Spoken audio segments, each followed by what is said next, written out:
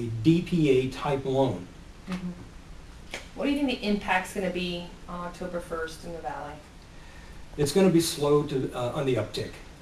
We'll probably see the aftermath of buyers who no longer can qualify for a loan.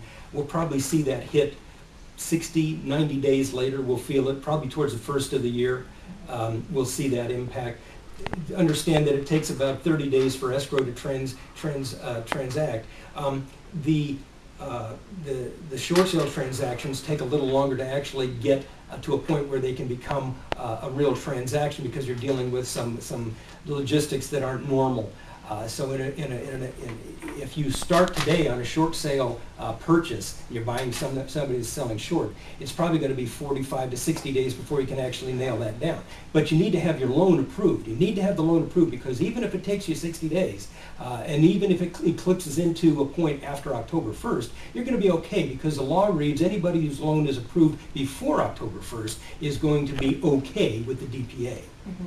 But in terms of like the broader picture, I mean, there's been a credit crunch, you have a lot of inventory right now, you have a mix of people who are trying to sell the homes because they couldn't afford them, and builders who had built a lot more homes and still haven't sold them. You had a shrinking buyer base. All of that is in play right now, then this hits. Yeah. What, in your eyes, what's going to happen to the market conditions that are already in play? We're going to see an increase in inventory again. We're going to see a slowdown of the depletion of inventory. Our inventory dropped significantly. We went from single-digit percentage of sales to double-digit percentage of sales in the last 120 days. That's going to go back down. It can't help but go back down, because the number of buyers, the buyers who bought those properties, bought 80% of them, bought under the banner of DPA, down payment assistance. They're not going to be able to do that. The inventory that was going down, and you can check any city, any area in MLS, and you'll see pendings off the chart. They're up 2/3 from what they were just the beginning of the year. That's not going to be the case. We're going to see inventory stagnate, and